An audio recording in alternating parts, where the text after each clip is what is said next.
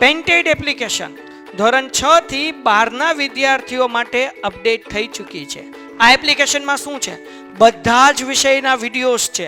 ગુજરાતની best faculty દ્વારા live lectures છે. આઈએમપી પ્રશ્ન છે, ટેસ્ટ સિરીઝ છે અને ગુજરાતના તમામ વિદ્યાર્થીઓ સાથે તમે તમારી કમ્પેરિઝન કરી શકો છો. ગેમિફિકેશન છે અને બીજું ઘણું બધું. તો તમે એપ્લિકેશન ડાઉનલોડ ન કરી હોય તો ડિસ્ક્રિપ્શનમાં લિંક આપી છે. હમણાં જ પ્લે સ્ટોર ઉપર જાઓ અને એપ્લિકેશન ડાઉનલોડ કરો.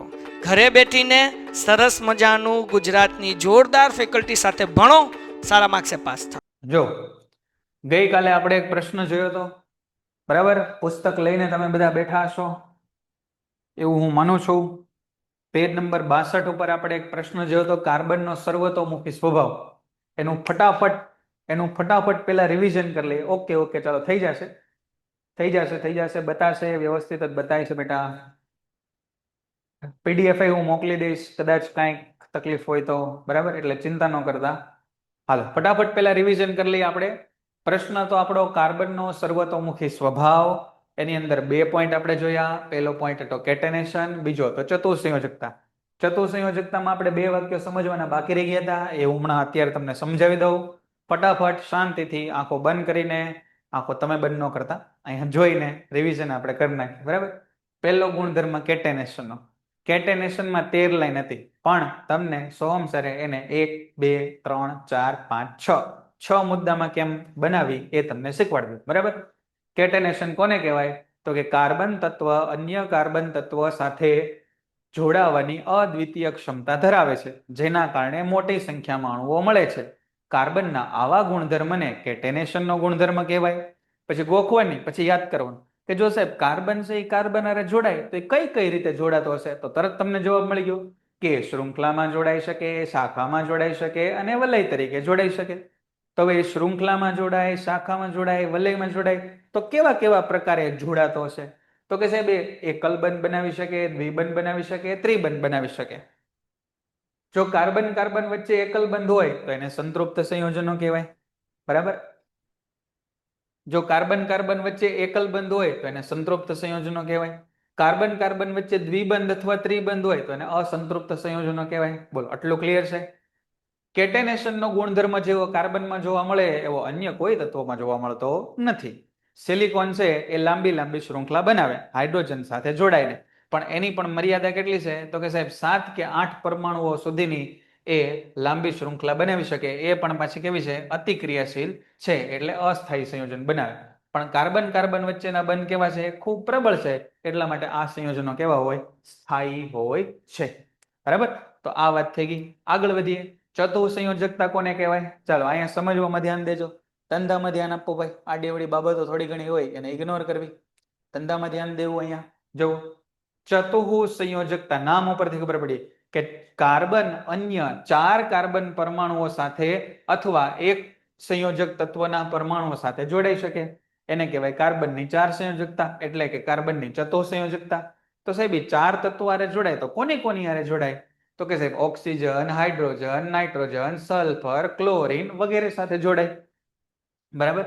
અને આ બધા હારે જોડાય તો નવા સંયોજનો બને. હા, નવા સંયોજનો બને. અને નવા સંયોજનો બને તો એના વિશિષ્ટ ગુણધર્મ હોય. અને વિશિષ્ટ ગુણધર્મ કોના જેવા હોય? કાર્બન જેવા હોય? ના, કાર્બન જેવા હોય નહીં. તો કે કાર્બનની સિવાય જે જોડાણા ને આ બધા, એના ઉપર ગુણધર્મો આધાર રાખે. જો કાર્બન છે કેવો સારો માણસ કહેવાય ને ભાઈ, કે ભાઈ એની હારે જે જોડાણા ને એના જેવા ગુણધર્મો એને બતાવવા દીધા. દરેક તત્વો છે ને એ કાર્બન સાથે જોડાઈ શકે. પ્રબળ વળી પાછો કાર્બન જોડાય ત્યારે કેવા બંધ બનાવે? તો કે સાહેબ પ્રબળ બંધ બનાવે. શા માટે પ્રબળ બંધ બનાવે? તો કે સાહેબ કાર્બનનું કદ છે ને એ નાનું છે. કાર્બનનું કદ નાનું એટલે શું? તો કે સાહેબ આ કક્ષાઓ છે ને એ બધી નજીક છે, અને એના કારણે આ કેન્દ્ર છે ને એ કક્ષામાં જે ઇલેક્ટ્રોન યુગ્મ હોય ને, બંધનના ઇલેક્ટ્રોન યુગ્મ, એને સરળતાથી ખેંચી શકે. એટલા માટે કાર્બનનું નાનું કદ એ પ્રબળ બંધો બનાવવા માટે જવાબદાર છે. જેથી ભાગીદારી પામેલા જેથી ભાગીદારી પામેલા ઇલેક્ટ્રોન યુગ્મ મજબૂતાઈથી જકડાઈને રહે છે. મોટા પરમાણુઓ ધરાવતા સંયોજનના બંધ કેવા હોય? નિર્બળ. જો અહીંયા મોટા સંયોજનો હોય, મોટા પરમાણુ હોય તો કક્ષાઓ દૂર હોય. કક્ષાઓ દૂર હોય તો આ પરમાણુ કેન્દ્ર છે ને એની ઉપર બહુ આકર્ષણ લગાડી શકે નહીં. બોલો અહીં સુધી ક્લિયર? આગળ સમજીએ. બોલો અહીં સુધી ક્લિયર હોય તો યસ કહી દો એટલે આગળ વધી જઈએ. ઓકે ઓકે ચાલો ત્યારે ફટાફટ જટાજટ આગળ વધી જઈએ. આગળ વધી જઈએ. તમે આવી જાઓ પેજ નંબર 63 ઉપર. પેજ નંબર 63 ઉપર કેસરી પેરેગ્રાફ છે એની આવી જાઓ. હાલો ટેક્સ્ટ બુકમાં પેજ નંબર 63 ઉપર કેસરી પેરેગ્રાફ છે એની આવી જાઓ. પેજ નંબર 63 ઉપર કેસરી પેરેગ્રાફમાં આવી જાઓ. હાલ જોજો ભાઈ. આ આવી ગયા આપણે પેજ નંબર 63 ઉપર. કાર્બનિક સંયોજનો. કાર્બનિક સંયોજનો. હવે જોજો બે પ્રકારના સંયોજનો આપણે જોવા છે. એકનું નામ આપ્યું આપણે કાર્બનિક સંયોજનો. એકનું નામ આપ્યું આપણે કાર્બનિક સંયોજનો અને બીજાનું નામ આપ્યું આપણે અકાર્બનિક સંયોજનો. સમજો ધ્યાનથી સાંભળજો. સંયોજનો કાર્બનિક અને અકાર્બનિક. સામાન્ય રીતે આ નામ વાંચીએ ને કાર્બનિક અને અકાર્બનિક તો આપણને એવું થાય કે સાહેબ જેમાં કાર્બન હોય એ કાર્બનિક અને કાર્બન ન હોય અકાર્બનિક. પણ એવું છે નહીં. એવું છે નહીં. તમે આગળ 11-12 ધોરણમાં ભણશો ને એટલે તમને વધારે ખ્યાલ આવશે. કાર્બનિક એને કહેવાય ઓર્ગેનિક અને અકાર્બનિક એને કહેવાય ઇનઓર્ગેનિક. કાર્બન ડાયોક્સાઇડમાં કાર્બન હોય ને સાહેબ. તો કાર્બન ડાયોક્સાઇડ કેવું કહેવાય? અકાર્બનિક કહેવાય. કાર્બન ડાયોક્સાઇડ કેવું છે? એ છે અકાર્બનિક છે. ભલે એની અંદર કાર્બન હોય છતાંય તે કાર્બન ડાયોક્સાઇડ કેવું છે? એ અકાર્બનિક છે. બરાબર. તો કાર્બનિક કોને કહેવાય એ આપણે જોઈ લઈએ. જેમ કે તમે જુઓ ગ્લુકોઝ તમને ખબર છે ને C6H12O6 આ ખબર છે ને? બરાબર. તો આને છે ને કાર્બનિક સંયોજનો કહેવાય.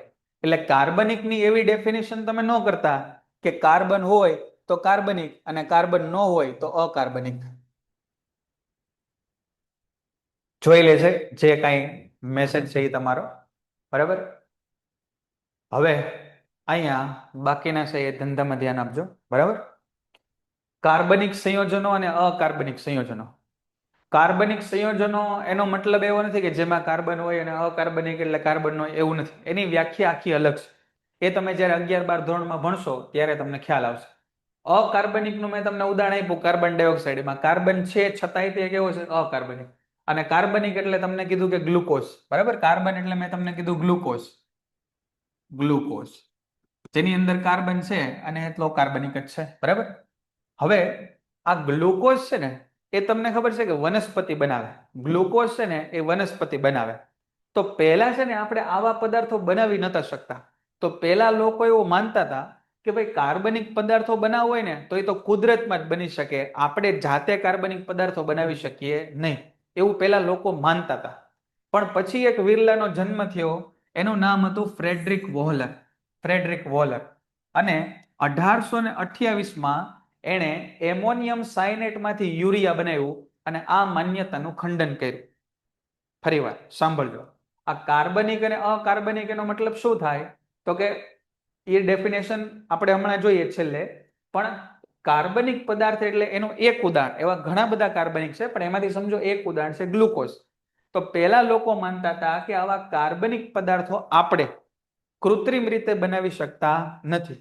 કૃત્રિમ રીતે આવી રીતે આપણે બનાવી શકતા નથી એવું આપણે માનતા હતા.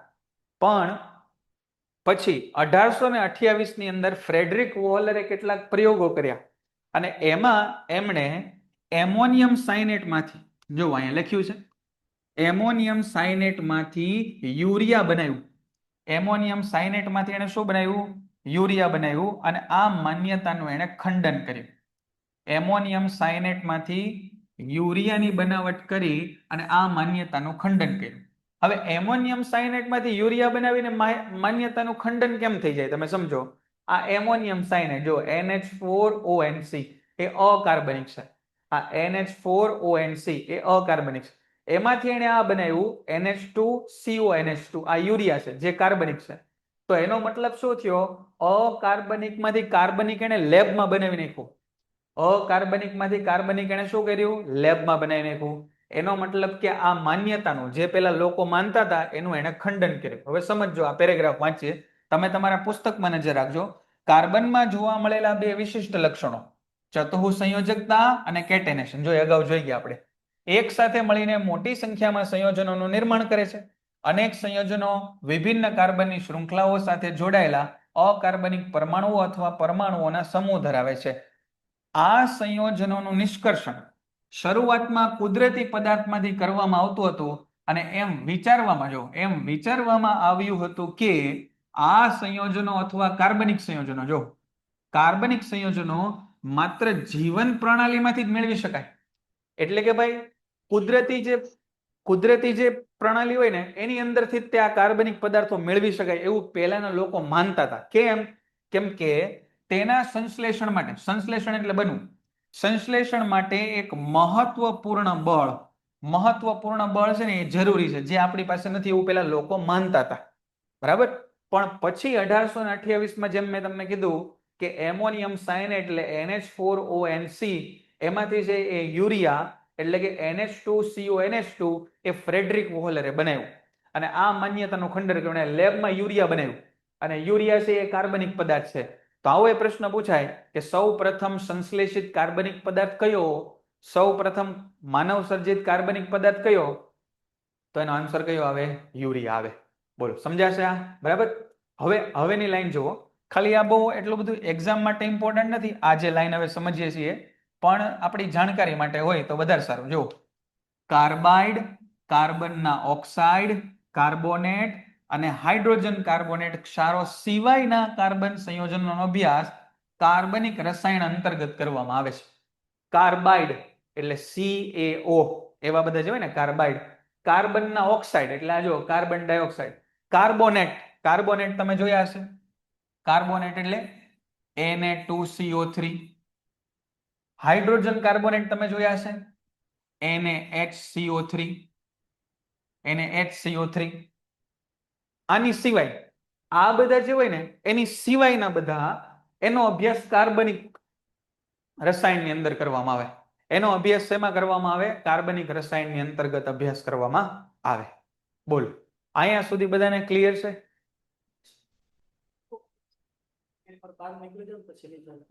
હા, વોઇસ બરાબર જ છે, ચેક કર્યો છે. એક વખત તમે લેફ્ટ કરીને ફરીવાર જોઈન કરો મીટિંગ. તમે જરાક એવું હોય તો મીટિંગ એકવાર લેફ્ટ કરીને ફરીવાર, અથવા નેટવર્ક વ્યવસ્થિત આવે એવી રીતે બેસો. આ સમજાણું બધાને ખબર પડી ગઈ? ચાલ, સરસ. ચાલ, ટૂંકમાં અહીંયાથી એકાદ ગુણનો પ્રશ્ન પૂછાય. સમજો, કાર્બનિક સંયોજનો એટલે કેવા? તો કે જેમાં કાર્બન હોય અને અકાર્બનિક એટલે કાર્બન ન હોય એવું નથી. કાર્બાઇડ, કાર્બનના ઓક્સાઇડ, કાર્બોનેટ, હાઇડ્રોજન કાર્બોનેટ ના ક્ષાર, એની સિવાયના બધા જે હોય ને એને અકાર્બનિક કહેવાય. બરાબર. એની સિવાય આ બધા છે ને એની સિવાયના જે છે એને કાર્બનિક કહેવાય.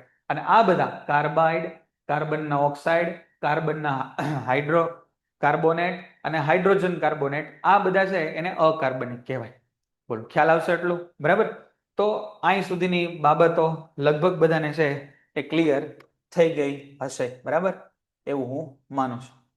હવે પછી તમારા પુસ્તકની અંદર છે એ સંતૃપ્ત અને અસંતૃપ્ત કાર્બન આપ્યા છે. એ બધાની વાત આપણે બહુ નથી કરવી, એને તમે વાંચશો એટલે તમને ખબર પડી જાય. એક થોડીક ડેફિનેશન આપણે લખી નાખીએ. હાઇડ્રોકાર્બન, એક શબ્દ આપણને મળ્યો, હાઇડ્રોકાર્બન. હાઇડ્રોકાર્બન કોને કહેવાય? તો કે જે સંયોજનો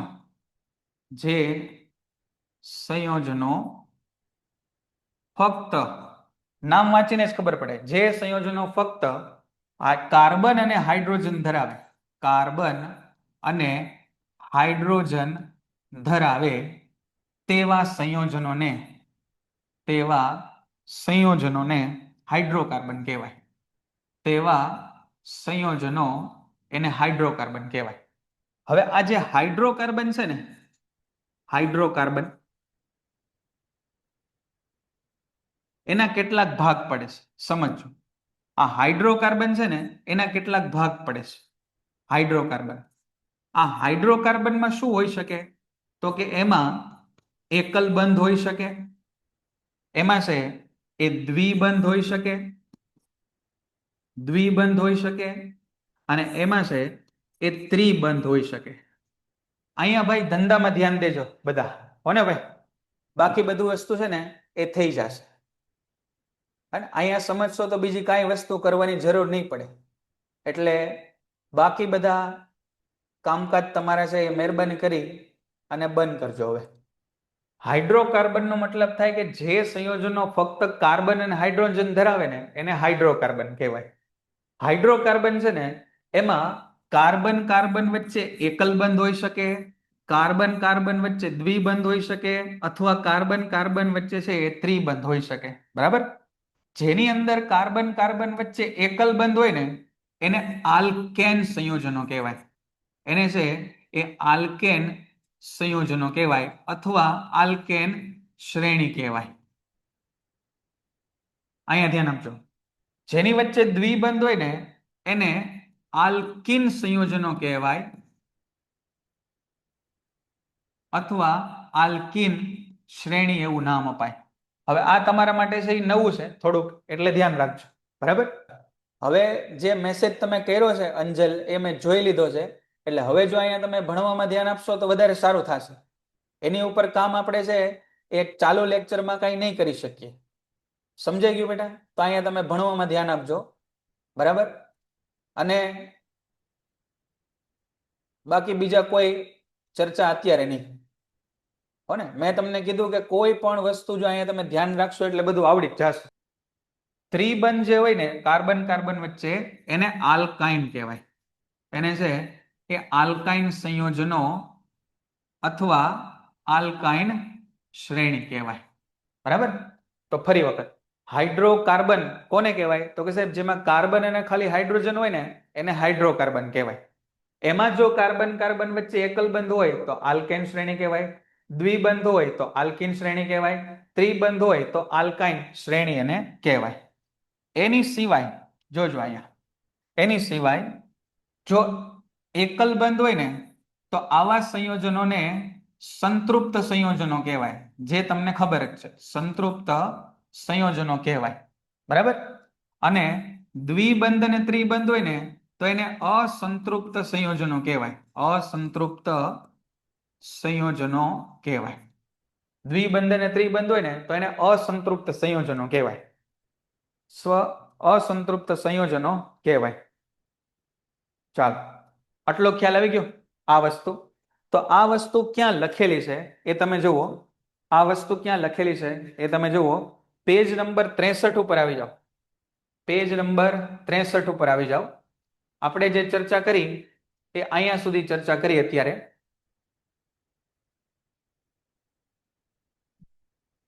પેજ નંબર 63 ઉપર આમાં જો આ બધા બનાવતા છે ને એ આપણે શીખશું. આ બધું બનાવતા આપણે શીખશું. પણ મારે જે તમને સમજાવવું છે ને એની વાત આપણે કરી દઈએ. અહીંયા જો લખ્યું છે પેજ નંબર 63 ઉપર તમે જોશો ને તો આ બધું બંધારણ ને એ બધું આપણે શીખશું. એની ચર્ચા આપણે નથી કરવી. અહીંયા આવી જાવ. જો કાર્બન પરમાણુઓ વચ્ચે દ્વિબંધ કે ત્રિબંધ ધરાવતા કાર્બનના આવા સંયોજનોને અસંતૃપ્ત સંયોજનો કહે છે અથવા અસંતૃપ્ત કાર્બન સંયોજનો કહે છે, જે વધુ ક્રિયાશીલ હોય. એક વધારે પોઈન્ટ અહીંયા ઉમેરી દઈએ આપણે કે આ છે ને એ વધુ ક્રિયાશીલ હોય. આ કેવા હોય? વધુ ક્રિયાશીલ હોય. અને આ કેવા હોય? પ્રમાણમાં ઓછા ક્રિયાશીલ હોય. પ્રમાણમાં ઓછા ક્રિયાશીલ હોય. બરાબર? હવે આ ડબલ બોન્ડ ને ટ્રિપલ બોન્ડ છે ને એ શું કરે ખબર છે? આ બોન્ડ ને તોડવાની કોશિશ કરે. હંમેશા આ બંધને તોડવાની કોશિશ કરે. આ ડબલ બોન્ડ અને ટ્રિપલ બોન્ડ હોય ને એ હંમેશા એને તોડવાની કોશિશ કરે. તો અહીંયા આગળ એ લાઈન આપણે સમજી લીધી. આ પેજ નંબર પછી આ આપણે શીખશું. આ બધું બનાવતા આપણે શીખશું. એની ચર્ચા અત્યારે નથી કરવી. પછી અહીંયા જુઓ, તમે આવી જાઓ પેજ નંબર 65 ઉપર આવી જાઓ. પેજ નંબર 65 ઉપર આવી જાઓ. ત્યાંથી અગત્યના કેટલાક વાક્યો આપણે જોઈ લઈએ. પેજ નંબર 65 ઉપર આવી જાઓ. પેજ નંબર 65 ઉપર અહીંયા જુઓ. આ પેજ નંબર 65 ઉપર જુઓ તમે. પેજ નંબર 65 ઉપર અહીંયા છે. તમામ કાર્બન સંયોજનો કે જે માત્ર કાર્બન અને હાઇડ્રોજન ધરાવે તેને હાઇડ્રોકાર્બન કહે છે. જો આપણે એ લખી જ નાખ્યું, એક જ લાઈનમાં લખી નાખ્યું, હાઇડ્રોકાર્બન કહે છે. આ પૈકીના સંતૃપ્ત હાઇડ્રોકાર્બનને આલ્કેન સંયોજનો કહે છે. જો આ રહ્યું. અસંતૃપ્ત હાઇડ્રોકાર્બન કે જે એક અથવા વધુ દ્વિબંધ ધરાવે તેને આલ્કીન કહેવાય. જો દ્વિબંધ ધરાવે તેને આલ્કીન કહેવાય, અને એક અથવા વધુ ત્રિબંધ ધરાવે તેને આલ્કાઇન કહેવાય. આ દરેક બાબતો છે એ આપણે આની પહેલાની સ્લાઇડ જે લખી હતી અહીંયા એમાં આપણે લખી નાખીશું. આ જે સ્લાઇડ હતી એમાં બધી વસ્તુ આવી ગઈ. આ પેજ નંબર 64, 63 અને 65 માં જે જરૂરી વસ્તુ હતી ને આ બધી વસ્તુઓ છે એ એમાં આવી ગઈ. બરાબર? તો આ વાત થઈ ગઈ આપણી આલ્કેન, આલ્કીન, આ બધી વસ્તુ આપણે સમજાવી. હવે આ આલ્કેન આલ્કીન શ્રેણી એ બધી આપણે સમજવી છે. હવેનો જે ટોપિક છે ને, હવેનો જે ટોપિક એ આપણે ખાસ સમજવા જેવો છે. કેમ કે બની શકે કે ટોપિક આપણને પુસ્તકમાં ન આપેલો હોય અથવા કોઈ સાહિત્યમાં એ નહીં આપેલો હોય. એ ટોપિક છે કોઈ પણ પ્રકારના સાહિત્યમાં નહીં આપ્યો હોય. એટલે હવે જે ટોપિક છે ને એ આપણે ખાસ સમજવાનો છે. બરાબર? હવેનો જે ટોપિક છે ને આપણે ખાસ સમજવો છે. એના માટે પહેલા આપણે કેટલાક એકડાઓ શીખવા છે. કેટલાક એકડાઓ શીખવા છે. તમે લખતા જજો. એક છે ને એનો મતલબ થાય મીથ.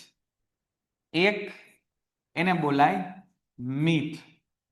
બે એને બોલાય ઈથ. ત્રણ એને બોલાય prop. Meth, eth, prop, but, pent, hex, hept, oct, non અને ડેક. આ 10 એકડા પહેલા આપણે યાદ રાખવા છે. 1 2 3 4 એ આપણને ખબર હોય. બરાબર? 1 2 3 4 એ આપણને ખબર હોય. બરાબર? પછી આપણને બીજું ખબર છે કયું? તો કે 1 2 3 4 ખબર હોય. 1 2 3 4 ખબર હોય. હા, અંજલબેન દરેક કમેન્ટ મેં જોઈ છે. બરાબર? આ રાણા જે કોઈ છે એ હવે બાકીના ફોટો અત્યારે મોકલવાનું બંધ રાખજો. બરાબર? રઘુનાથ આ જે કમેન્ટ કરે છે એને હું કહી દઉં છું. બાકી હવે આને લેફ્ટ કરવામાં આવશે. બરાબર? અહીં સુધી જે સમજાયું એમાં કઈ તકલીફ હોય તો કયો. અહીંયા સુધી જે સમજાયું એમાં કઈ તકલીફ હોય તો કયો. હો, નો સમજાય તો કયો. તો આ સુધી બધાને ક્લિયર હશે. સરસ, ચાલો. તો હવે જોજો. હાલો ફટાફટ ભાઈ. અમુક લોકો છે ને એ ભણવા આવતા જ નથી. એ ખોટો ટાઈમ બગાડે છે. પોતાનોય તે, પોતાના મા બાપનોય તે અને આપણોય તે. એટલે એ બધા માટે આપણે ધ્યાન નહીં આપીએ. અહીંયા ધ્યાન આપજો. આ 4 5 6 7 8 9 અને 10 આપણે આ 10 એકડા જે નવા શીખવા છે. બરાબર? તમે જોતા જાઓ અને બોલતા જાઓ. Meth, eth, prop, but, pent, hex, hept, oct, non અને ડેક. બધા 10 એ 10 નો યાદ રહે તો 7 સુધી કે 6 સુધી યાદ રાખવાની જરૂર છે. બરાબર? Meth, eth, prop, but, pent, hex, hept, oct, non અને ડેક. બરાબર? આટલા એકડા આપણે શીખવા છે. બરાબર? આટલા એકડા આપણે શીખવાના છે. લેક્ચર ચાલુ છે એમાંય ધ્યાન દેશો એટલે સાયન્સ પાવર. પેન્ટેડ એપ્લિકેશન ધોરણ 6 થી 12 ના વિદ્યાર્થીઓ માટે અપડેટ થઈ ચૂકી છે. આ એપ્લિકેશનમાં શું છે? બધા જ વિષયના વિડીયોઝ છે. ગુજરાતની બેસ્ટ ફેકલ્ટી દ્વારા લાઈવ લેક્ચર્સ છે. આઈએમપી પ્રશ્ન છે, ટેસ્ટ સિરીઝ છે અને ગુજરાતના તમામ વિદ્યાર્થીઓ સાથે તમે તમારી કમ્પેરિઝન કરી શકો છો. ગેમિફિકેશન છે અને બીજું ઘણું બધું. તો તમે એપ્લિકેશન ડાઉનલોડ ન કરી હોય તો ડિસ્ક્રિપ્શનમાં લિંક આપી છે. હમણાં જ પ્લે સ્ટોર ઉપર જાઓ અને એપ્લિકેશન ડાઉનલોડ કરો. ઘરે બેઠીને સરસ મજાનું ગુજરાતની જોરદાર ફેકલ્ટી સાથે ભણો, સારા માર્ક્સે પાસ થાઓ. પાવરફુલ જ થશે હો ને.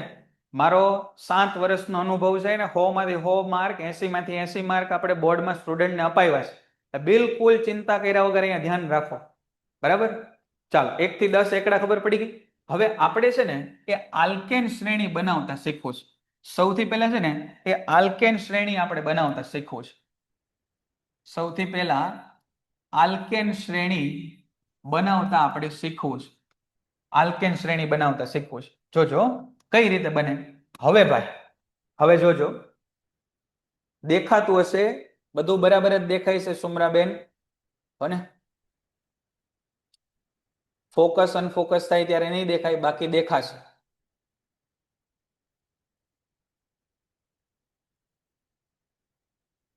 ચાલો ઓડિયો વિડિયો ક્લિયર છે બધાને ખ્યાલ આવે છે. આપણે આલ્કેન શ્રેણી છે એ ભણવું છે. હવે હવે છે કોઈ પણ ક્યારેક નથી દેખાતું કાંઈ વાંધો નહીં અવાજ આવે એટલે ઘણું હું પીડીએફ મોકલી દઈશ. હવે 5 મિનિટ કાંઈ કમેન્ટ ન કરતા. હવે બધી પંચાયત છે ને એને ઘડીક મૂકજો બાજુમાં અને અહીંયા ધંધામાં છે ને ધ્યાન દેજો. અહીંયા ધ્યાન દેજો. આ કાંઈ વાંધો નહીં ઝાંખું ભલે દેખાય મારો અવાજ આવે ને એટલે ઘણું થઈ ગયું. તમે અહીંયા જોજો હું પીડીએફ મોકલી દઈશ પછી ટેકનિકલ ઇસ્યુના કારણે એ થઈ રાખે પણ તમે તમારું મગજ અહીંયા રાખો. હવે હા ફોકસ અનફોકસ થાય તમે જોયું આમ કે આમ આમ ક્યારેક થાય એવું ક્યારેક થાય. તમે હું જે કહું એટલું સાંભળો ખાલી અને અહીંયા ધ્યાન કેન્દ્રિત કરો. આલ્કેન શ્રેણી એની અંદર પ્રત્યય છે ને એ એન લાગે.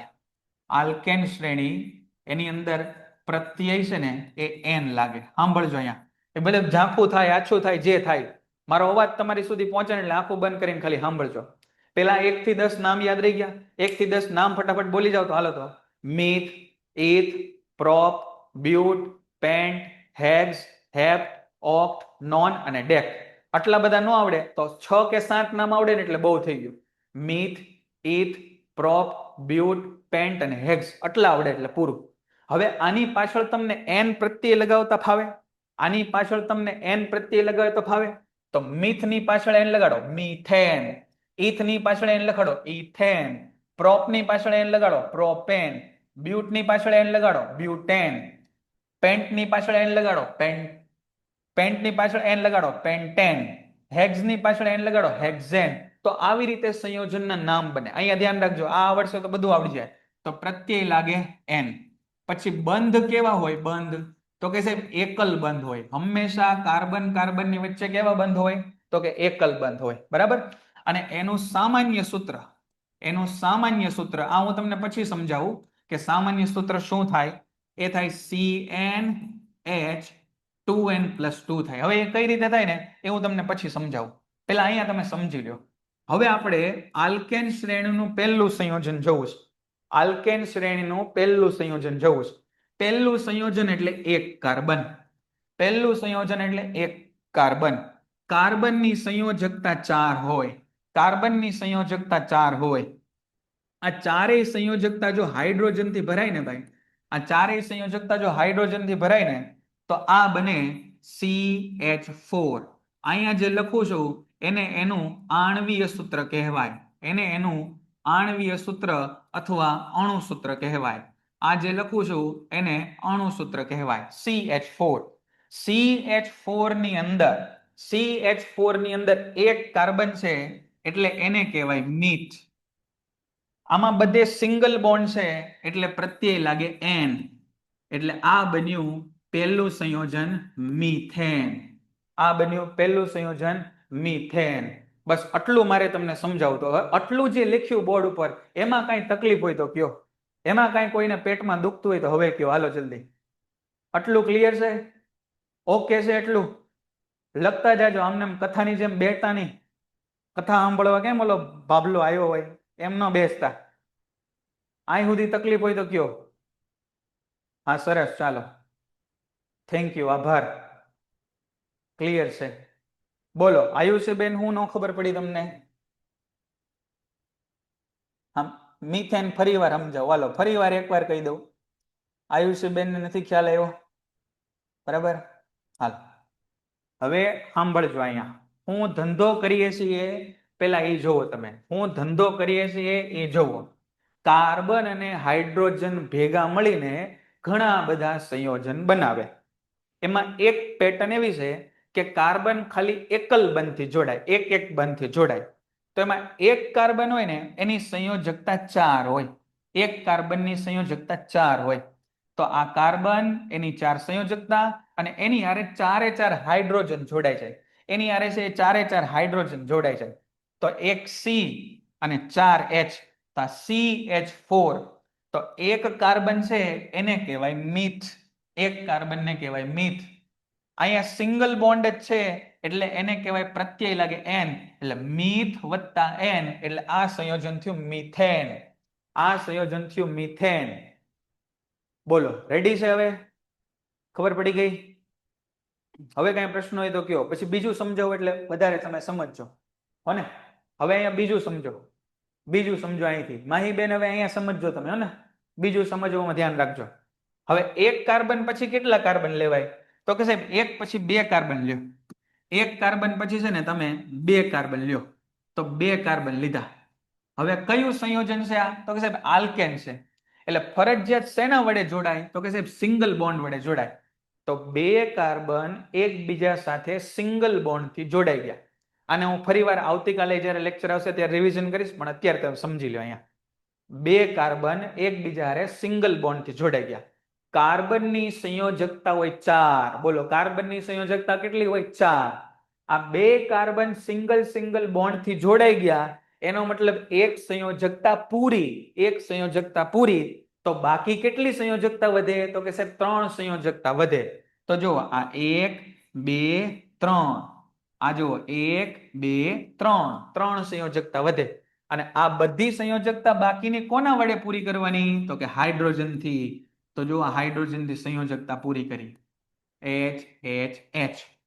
તો આ બન્યું જુઓ આ C અને 3H એટલે CH3, અને અહીંયા C અને 3H એટલે CH3. તો કુલ કેટલા કાર્બન? તો કે સાહેબ 2 કાર્બન. કુલ કેટલા હાઇડ્રોજન? તો કે 3 ને 3 6 હાઇડ્રોજન. તો C2H6 સોરી, 2 કાર્બન એટલે કહેવાય ઈથ. બે ની વચ્ચે એકલ બંધ એટલે પ્રત્યય લાગે એન. તો આ થઈ ગયું સંયોજન કયું? ઇથેન. આ થઈ ગયું સંયોજન કયું? ઇથેન. બોલો ઇથેન બનાવ્યું એમાં ખબર પડી બધાને? ઇથેન બનાવ્યું એમાં ખબર પડી ગઈ? હલો જલ્દી જલ્દી. દેવાંગીબેન, હા. અનુષ્કા, ઓકે. ખુશીબેન, અંજલ, સરસ. ચાલો. આસ્થાબેન, નંદકિશોરભાઈ, સરસ. હાલો. જીગરભાઈ, રાણા, તનુબા, દક્ષભાઈ, ખબર પડી ગઈ. અરે લખજો ભાઈ, આમને લખજો, આમને મૂઢની જેમ બેઠા ન રહેતા, લખજો. હાલો તો હવે 3 વાળું સંયોજન જાતે બનાવો. તો 3 વાળું સંયોજન હર્ષભાઈ ઓકે ઓકે કરવાની બદલે જાતે બનાવો. હાલો 3 કાર્બન વાળું સંયોજન જાતે બનાવો. 3 કાર્બન વાળું સંયોજન એટલે 3 એટલે શું? તો કે 3 એટલે છે પ્રોપ. પ્રોપ ને એન પ્રત્યય લગાડો તો પ્રોપેન. પ્રોપ ને એન પ્રત્યય લગાડો તો પ્રોપેન. તો 3 કાર્બન વાળું જાતે બનાવો. તો જાતે બનાવો.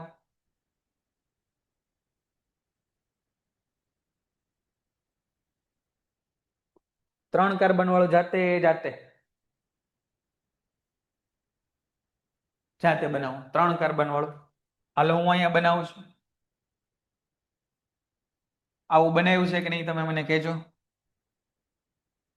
1 2 અને 3 કાર્બન બનાવો. 3 વચ્ચે સિંગલ બોન્ડ કરો. બરાબર. વધતી ઘટતી સંયોજકતા છે હાઇડ્રોજન થી પૂરી કરો. હા અંજલબેન સમજાવી દી. હાલો હાલો અહીંયા ધ્યાન રાખજો. જેને ન સમજાણું એ ધ્યાન રાખજો. જોજો મારે અહીંયા ન સમજાણું અહીંયા ધ્યાન રાખજો. સમજાઈ ગયું બાકીનું આગળ બનાવો. મારે 3 કાર્બન વાળું આલ્કેન બનાવવું છે. 3 કાર્બન વાળું આલ્કેન બનાવવું છે. તો સૌથી પહેલા મારે 1 2 3 કાર્બન મૂકવાના. આલ્કેન એનો મતલબ થાય સિંગલ બોન્ડ, એકલ બંધ. તો આ બધા વચ્ચે એક એક બંધ મૂકવાનો. આ બધા વચ્ચે એક એક બંધ મૂકવાનો. કાર્બનની સંયોજકતા 4 હોય એટલે જ્યાં સુધી 4 બંધ નહીં બને ત્યાં સુધી બધા હારે જોડાશે. આ કાર્બન કેટલા હારે જોડાણો? તો કે 1 હારે જોડાણો. તો કેટલી સંયોજકતા બાકી? તો 3 બાકી કહેવાય. તો 1 2 ને 3. આ કાર્બન કેટલા હારે જોડાણો? તો કે સાહેબ 2 અહીંયા દેખાય ને 2 લીટા આજુબાજુમાં, એનો મતલબ 2 સંયોજકતા પૂરી. તો અહીંયા 2 સંયોજકતા બાકી. આ કાર્બન છે 1 હારે જોડાણો તો 1 સંયોજકતા પૂરી. તો કેટલી બાકી? 3 બાકી. તો 1 2 ને 3 બાકીની કરી નાખી સંયોજકતા. અને કોના વડે પૂરી થાય? તો કે હાઇડ્રોજન વડે. તો અહીં બધે હાઇડ્રોજન લખી નાખો. 1 2 3 4 5 6 7 અને 8. હવે નામ કેમ લખાય? જો આ CH3, આ C અને 2H એટલે CH2, આ C અને 3H એટલે CH3. જો અહીંયા બંધારણ આ કુલ 1 2 ને 3 કાર્બન એટલે C3 અને 2 4 6 અને 8 હાઇડ્રોજન, 3 ને 2 5 ને 3 8 હાઇડ્રોજન એટલે H8. નામ કેમ લખાય? નામ કેમ લખાય?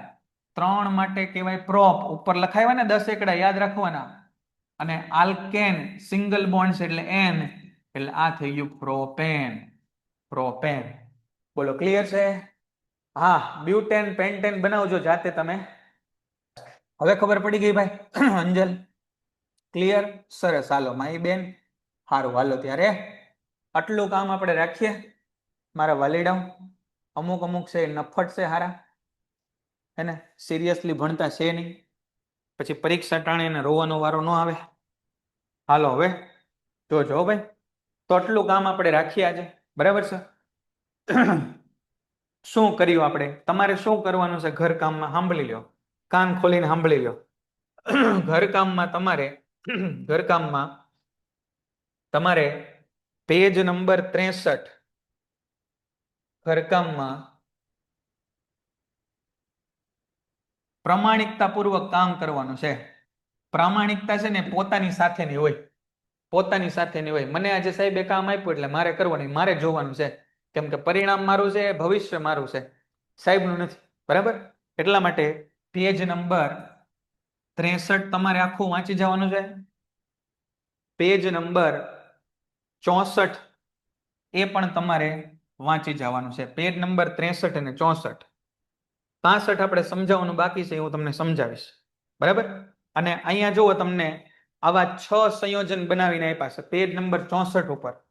આને 2 વાર લખવા, 2 વાર લખવા. શું લખવાનું છે?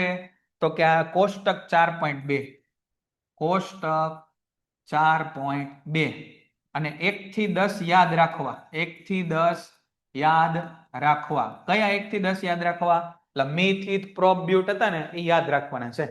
તો આટલું કામ આપણે કરવાનું છે. આ આવડશે ને તો બધું આવડશે, બરાબર છે? તો ચાલો આટલું કામ આપણે આજે છે રાખીએ છીએ. આટલું આઈ હોપ બધાને છે એ ક્લિયર હશે, બરાબર? તો બધાને તહેવારો શરૂ થઈ ગયા છે. આજે 11 છે, તો આજથી આમ તો દિવાળી ટેકનિકલી શરૂ થઈ ગઈ, હે ને? 11 થી દિવાળી શરૂ થાય ને, 11 12 13 14 અને દિવાળી. તો આજથી દિવાળી શરૂ થઈ ગઈ. તો દિવાળીની બધાને શુભકામનાઓ. મસ્ત મજાના દીવા તમારા મમ્મીએ બધાએ કરી નાખ્યા હશે ઘર આંગણે, જ્યારે તમે બહાર નીકળશો હમણાં ત્યારે, બરાબર? ફટાકડા ફોડજો, તબિયત પાણીનું ધ્યાન રાખજો, અને પાછા સવારે વહેલા ઉઠીને અથવા મોડા ઉઠીને ગાંઠિયા અને ભાખરીને એવું ખાય અને પાછું રિવિઝન છે એ કરી નાખજો, બરાબર? તો આટલું કામ આપણે રાખીએ. Good night.